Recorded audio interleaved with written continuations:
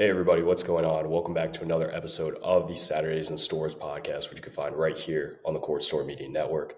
My name is Kanaye, and I want to start this episode off with just a couple quick side notes. One, I do once again want to apologize that this episode is coming out on a Wednesday rather than this past Saturday when it normally should have gone up. There was just a couple things that kind of factored into that. One, just I wanted to be able to watch UConn's game against Columbia just to get the full 3-game sample size to properly preview their upcoming matchup this coming Saturday against BYU, which is, of course, their first high major opponent of the season. BYU is ranked 7th in the AP poll. UConn moved up to 3rd this Monday. So definitely a big marquee matchup coming up. Additionally, of course, you could probably hear in my voice, I've come down with a pretty sore throat over the last couple days, half a week. So I just kind of wanted to wait that out as well in terms of I wanted to be able to get to a point where I can make it through an episode without having to cough or clear my throat as much as what it would have been if the video had gone up on this past Saturday. And just the other side note, which I want to get into, we are now at the 1-year point of this podcast being started. So definitely want to thank you all for coming along this ride with me and, just really coming out with some really great viewership. I love seeing how far this podcast has come regarding how many people have tuned in and continue to watch every episode. So I'm really appreciative of all you guys continuing to watch the podcast. And of course, this is a growing thing. So I hope it'll only continue to grow even larger as the season rolls on and, we get into the official year 2 of the Saturdays and Stores podcast here. So as always, please keep up the viewership, engage with the videos in any way you can, liking, subscribing, telling other people about the Court Storm channel, not just this podcast, but it really does go a long way with influencing the algorithm here on YouTube, which of course is king for content configuration and just getting more people to watch what me and Josh put out on this YouTube channel overall. So let's get right into it. Of course, I'm going to talk about what I was able to take away from UConn's first 3 games of the season against New Haven, UMass Lowell, and Columbia, as well as give you guys my preview for their upcoming matchup against the number 7 ranked BYU Cougars this coming Saturday at TD Garden in Boston. It's a matchup that I'm really excited for to see kind of where this UConn team really is once they do get to play a high-level opponent like BYU. So, of course, I'll get into that later on in the episode. But let's start with the New Haven game. I think of the first 3 games, this was probably the worst. Again, I don't know if worst is the right word to use here, but it was probably the weakest showing out of the team of the 3 games. But, it was opening night. The team, of course, this specific, even past the first 3 games, this is, of course, a team that's going to need to continue to develop and evolve as the season goes on. I still think by no means this team is anywhere close to being a finished product. You still have some injuries that you got to deal with between what's happening with Braylon Mullins, who I have heard is coming along really well with his recovery process with the ankle injury, and then Jacob Furphy, who had the ankle sprain, and what Hurley described as really just a freak kind of accident thing that happened in a non-live practice drill. So hopefully Furphy's back pretty soon. I am hearing he might be available this Saturday against BYU, so that's definitely encouraging to hear, just some added depth to come off the bench. But in terms of what I was able to take away against New Haven, I definitely thought the defensive performance that we saw out of UConn against New Haven was not really up to the standard that Dan Hurley and the staff always holds this program to. I definitely think that Eric Riba definitely had a tough time guarding Andre Pasha on New Haven. I also think the guards kind of got beat here and there. I think they fouled a lot, which was kind of a theme across some of these games. I do think that they did a good job not fouling outside of Jaden Ross on Monday night against Columbia, which I'll get into in a little bit. But I definitely think the fouling is still a little bit of an issue, which of course is recurring from last year to this year. Hopefully, they'll become more disciplined and not send teams to the line as much. You give up points at the line, then you put yourself in a tough position, especially against talented teams that can take you off the dribble, like a BYU and like some of the other teams that they're going to have to play coming up in this loaded non-conference slate that UConn has upcoming. But overall, I think I was a little bit concerned about I think some of the ball movement against New Haven, but I think that's honestly kind of corrected itself over the following 2 games after the New Haven game on opening night. I think that course solo ball was solo ball. He actually hasn't shot the ball great from 3 across these 3 games so far, but like we saw against Michigan State, he's doing more to be able to attack closeouts and get downhill, get into the painted area, finish around the rim. He's converting a lot of layups with a tough degree of difficulty, challenging bigger defenders at the rim. I think that's really good to see. And it's, of course, a testament to the work he's done over the offseason and becoming a more of an all-around player. I'll talk more about it once I get to the Columbia part of this recap, but I think he's improved a lot as a playmaker too, getting other guys the ball. Not as so much in this New Haven game, but more so against UMass Lowell and Columbia. I definitely think he was able to kind of get the ball to the open guy, which was really encouraging to see. Silas Demery, I was a little bit concerned in the game against New Haven just because I would have liked to see him have a little bit of a higher assist total. That being said, I think there was a lot of open shots that guys missed, which could have added to Silas's game total in the assist category. But I thought Malachi Smith was really good. There was a point in the game where Jalen Stewart had a really, really nice chase down block, led to a solo ball three. New Haven, comes back down. UConn gets a stop, and Silas Demery finishes in transition, forcing a timeout. And I think that was really just a good indicator of what this UConn team has a chance to do when they're able to get stops, get in transition, find the open guy. And I think that's, overall something that this team needs to strive to do really consistently this year, as opposed to what we saw last year, where they just really couldn't get stops or really couldn't get in transition to be able to get up and down the floor, which I think is an area where this particular year's UConn team can thrive. Terrace Reed did not play in this game, so Eric Robin got the start, but Terrace Reed did make his return for the UMass Lowell game, which I suppose I'll get into now.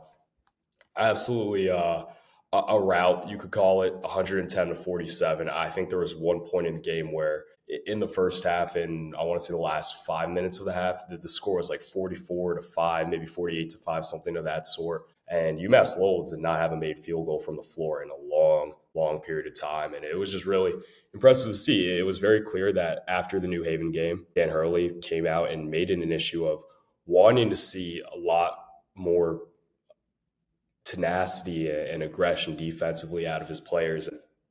It was clear the message was sent. They really did not let UMass Lowell get going in any aspect whatsoever. Of course, these games you need to take with a grain of salt. They're mid-major schools. They're not the caliber of an opponent you're going to see in the upcoming non-conference games, as well as what you're going to see in the Big East. But again, I still think it's important to see the small things that improve. That you need to improve on, specifically defense. Like we saw with UConn's performance against UMass Lowell. I think probably the biggest takeaway for me was Terrace Reed just making his return. Like I mentioned earlier, he had 20 and 12 in this game, really efficient from the floor, 9 for 12. Got to the line, was able to defend, I think, at a really high level in terms of protecting the rim. I believe he finished with 4 blocks, somewhere around there. Silas Demery, I think, was really good in this game, had 16 points, 7 assists. Did a really good job just in the playmaking aspects of the game. I thought Malachi Smith was great off the bench as well. 14 points he had. I think he added an additional 3 to 4 assists onto that total as well. Solo ball, 1 for 2 from three. So, didn't shoot a lot of threes, but like I mentioned, he was able to get downhill. He was able to get to the line, draw fouls. He had a really efficient night scoring wise as well. Alex Caravan was, kind of did the Alex Caravan thing, just efficient, plays the game the right way. 13 points he had in that game. I think he shot 50% from both the field and from three. Jalen Stewart had his second consecutive double-digit scoring game. Of course, he's been starting with Mullins being down with the ankle injury, but I think Stewart was really good in the first 2 games of the season.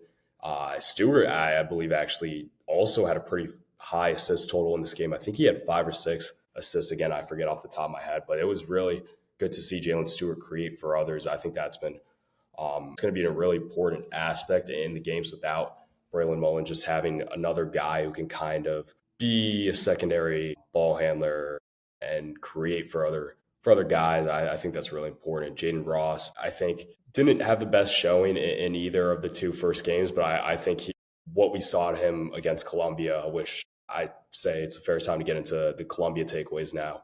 Jaden Ross, I think, was really, really great against Columbia coming off the bench. He had 10 points, went 3 for 3 from beyond the arc, which was really important for me to see. Like the things I talked about on this podcast following the Michigan State exhibition, where if Jay Ross finds confidence in the three-point shot, then he can be a really, really good player. For so long, I've been telling people not to give up on Jay Ross. I really believe he can be a true 3-and-D threat for this UConn team and someone who could play really valuable minutes. I think both what he and Jalen Stewart are going to bring to the table for this program this year are really going to be vital to what this UConn team can be. Once we see them with a full season sample size going into March, and I think UConn is not at their best if Jay Stu and Jay Ross are not contributing a lot off the bench or starting with Stewart. We'll see what happens when Mullins comes back. But as I mentioned, let's get into what I was able to take away from UConn's win against Columbia on Monday night. They won 89-62. And I honestly want to say that this might have been their most complete game of the three they've played so far. I love the defensive energy they brought in the first half. Of course, in the second half, Dan Hurley kind of came out and said, it's human nature. You're not playing a high-level opponent in Columbia. I definitely think they came out with a lot of energy on the defensive side of the ball. I think it wasn't, I don't know if it's fair to call it a slow start shooting-wise, but they missed their first couple looks from three. They were finally able to get it going. And I think following their 0-for-4 start from beyond the arc, they ended up going on a 3-for-4 run. They were able to make a good amount of threes for the game overall. But I think what really impressed me the most was just seeing the big three really show up here between Terrace, AK, and Solo. Solo had 23, Caravan had 20, Terrace Reed had 19, and 8 rebounds as well.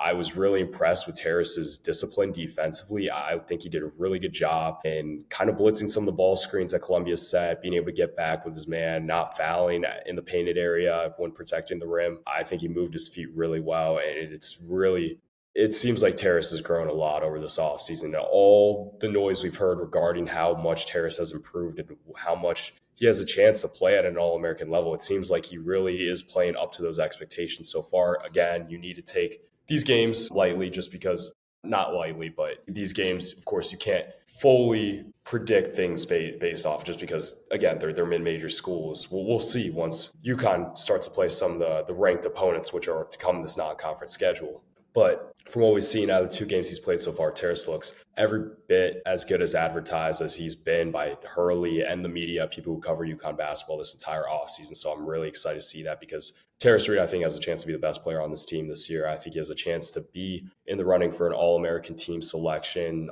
to be on the first team in the Big East, and to potentially be a Big East Player of the Year candidate. So it's really encouraging seeing out Terrace. I'm super excited to see what he continues to do the rest of the year. And I think he's going to be an important part of the BYU game, which I'll get into in a little bit. Solo ball, again, just continuing to get downhill, making good drives. I think he's really proven that he's grown in just being able to be a really good direct straight line driver. Again, just what he's able to do, teams have to respect the shooting, and knowing that he's a threat from beyond the arc, they come at him aggressively with their closeouts, and he's just able to hit them with a head fake and then get to a sidestep to maybe take another three, or just be able to, again, get downhill and get to the basket, finish at the rim. So that's really, really great seeing that. Alex Caravan was great in this game, just efficient. Like I've talked about the longest time, it's different when you're moved up in the scouting report, when you're kind of, in a way, the go-to guy, the way he was last year, or most people expect him to be last year. And I think that just wasn't a situation that Alex was comfortable with. And now that he's kind of moved down the scouting report,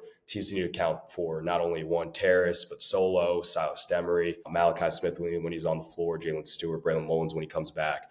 Then I think that just puts Alex in a lot better of a situation that he is more comfortable with, and what he did his first 2 seasons with UConn as a starter, with the amount of talent that he was surrounded with in those 2 seasons. But again, he finished with 20 points. He was able to knock down a couple of triples. He had one really nice poster dunk, if you want to call it a poster dunk, maybe half poster in transition, which I definitely was not expecting out of Alex, but that was really great to see.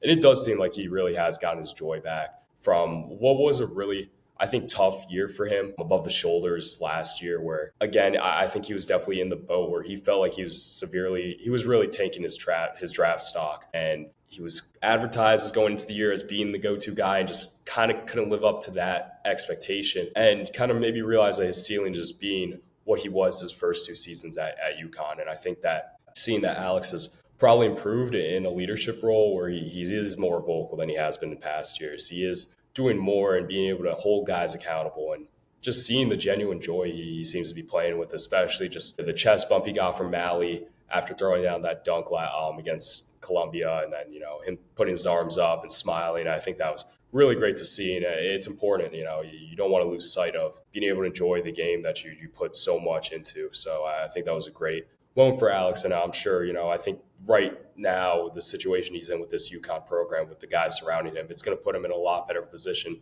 to get back to a similar version of himself that we saw his first 2 seasons here at UConn. So definitely good on Alex there. Silas Demery is definitely a big talking point for me, specifically after this game. He didn't score a lot. He only finished with 5, but he had 6 rebounds. And I think by far the most exciting thing from what I was able to take away was the 9 assists. I think this was a very Tristan Newton-esque box score that we got out of Silas Demery, where Tristan didn't have to score to impact the game, and Silas didn't have to score to impact the game against Columbia. Only had 1 turnover to the 9 assists, and he was time after time able to make the right read. He had some great passes in transition. He, got down and rebounded the ball, which is something that Tristan did a lot of in his 2 seasons at UConn. And seeing Silas do that as a bigger point guard is definitely encouraging to see for what he can do in terms of just impacting the game all around and not necessarily needing to score. And I think that some people might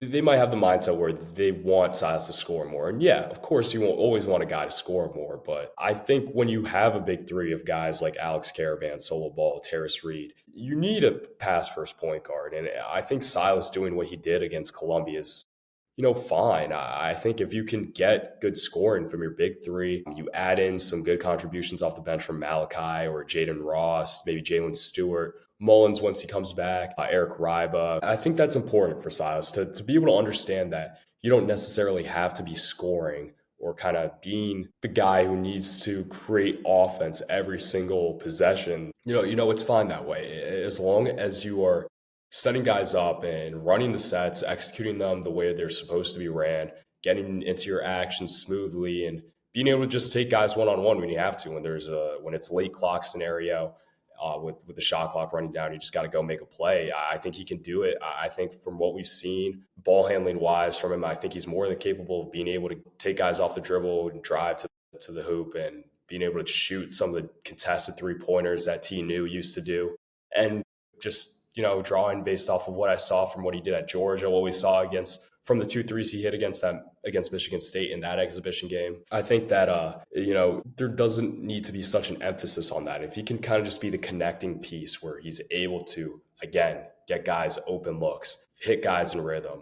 He had 1 great pass off of an inbound under the basket where he gets the short corner and he immediately throws a bounce pass down to Terrace Reed for an easy, up and under finish for Terrace in the paint. So I think that pass, 2 passes he had in transition for 3-pointers from, I believe, Jay Ross and I think Malachi. Those were just 2 great plays, 3 great plays. And I think he passed the ball really, really well. And it's encouraging to see him get a career high in assists in just his 3rd game as a Husky.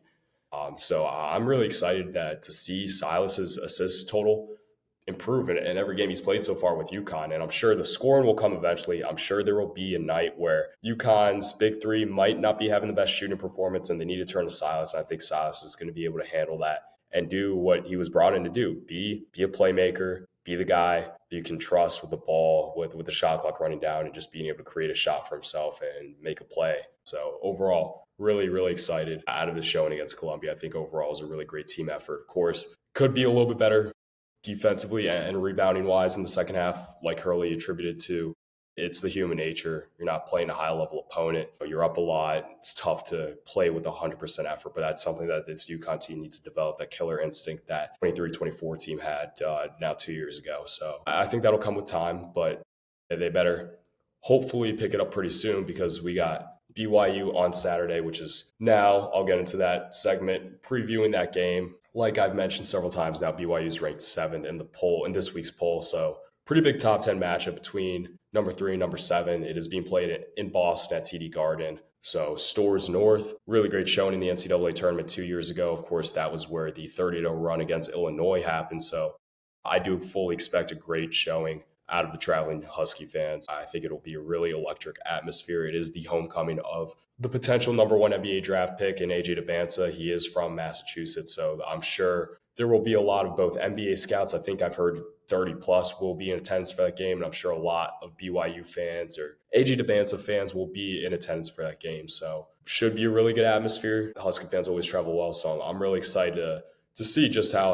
loud it can get at TD Garden. But in terms of what I expect going into this game, It's tough to tell. UConn, again, has really only played, I mean, they haven't played a high major opponent yet. So this is their first real test. BYU has played Villanova. They've played Holy Cross. They played Delaware, of course. They won all three. Villanova was the only high major opponent that BYU has played so far. And they barely snuck out a win, 71-66 against Nova. I think a lot of that was attributed to the really hot shooting performance that Villanova got out of Bryce Lindsey, which really got them back in the game when BYU was kind of starting to open the floodgates. Dybantsa was head over heels their best player in that game. I think he had 21 points. I want to say he also led the team in assists, might have led them in rebounds as well. But he's, of course, the driving force and factor to what this BYU team is this year and how far they can go. They have a great supporting cast, I should say, surrounding Dybantsa and Richie Saunders, who I've said is one of the most underrated players in the sport.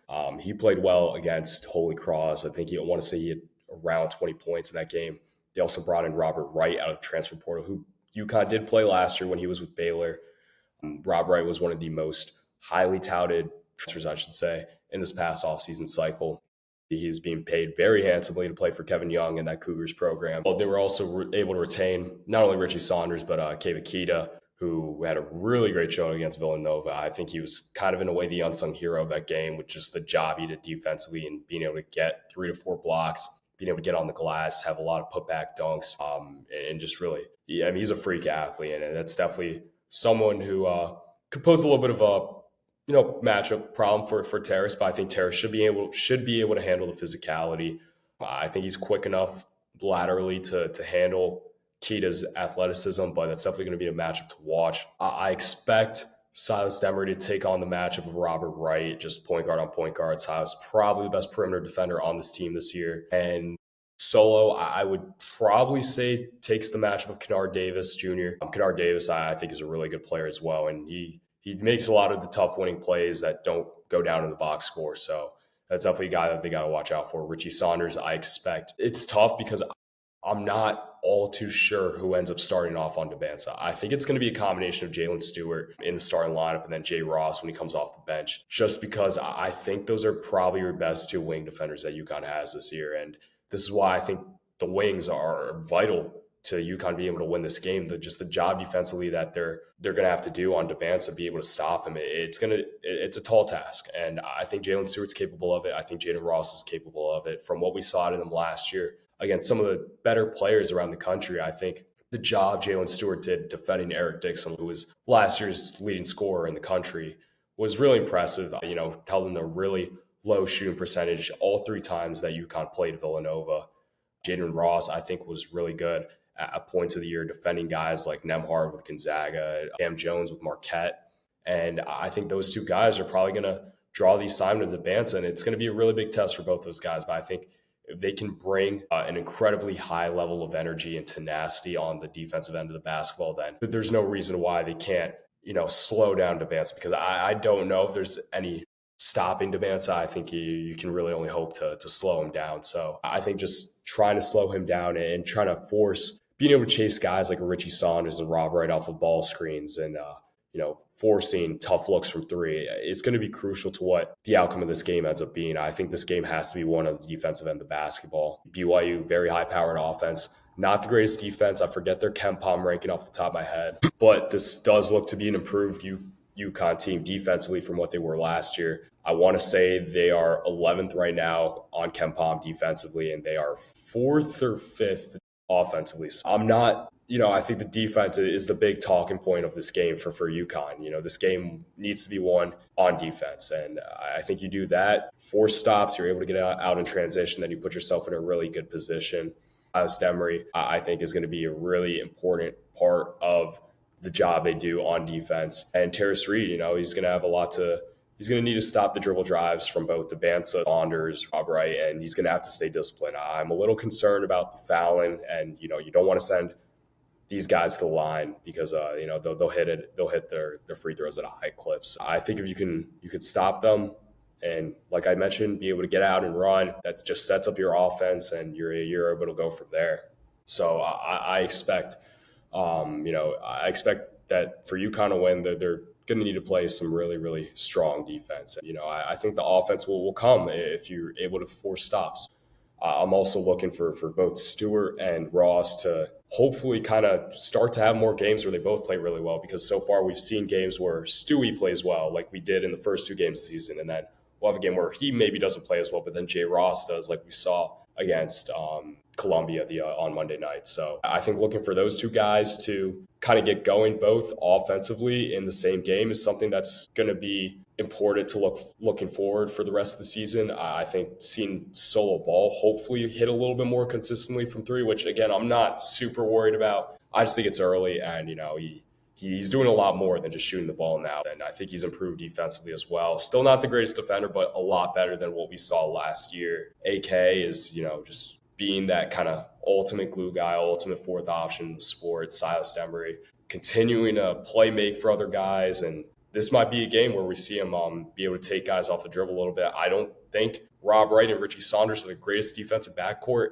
in the country by any means. So I think there's going to be a lot of opportunities for him to take guys one-on-one. If, the three-point shooters like Solo, Caravan, Stewart are being chased off screens. And Terrace Reed, I think he needs to establish himself in the post immediately and, have his presence felt by the entire BYU front court. So overall, it should be a really, really good game. I'm super excited for it. Hopefully it will be a Husky win. Like I mentioned, should be a really great environment with a lot of traveling Husky fans. And I'm sure the homecoming of AJ Dybantsa will be a big talking point as well. But overall, I think that's going to take care of my takeaways from the first 3 games that UConn has played, as well as my preview for their big time matchup against BYU. As always, it goes a really long way if you can engage with the videos you see on this channel in any way you can. And in terms of the next episode, I don't believe there will be an episode coming out on Saturday. Unfortunately, once again, I just think that it might be kind of tough. I'll try to get a video up, I want to say on Monday, either Monday or Tuesday, recapping UConn's game against BYU, as well as previewing their matchup against Arizona, which looks like it is going to be another really, really good game as well. That game will be played at Gamble Pavilion. So 2 really big games to look forward to coming up for Husky Nation. So super excited, but that's going to take care of everything for me today. And until the next episode, I'll see you all next time.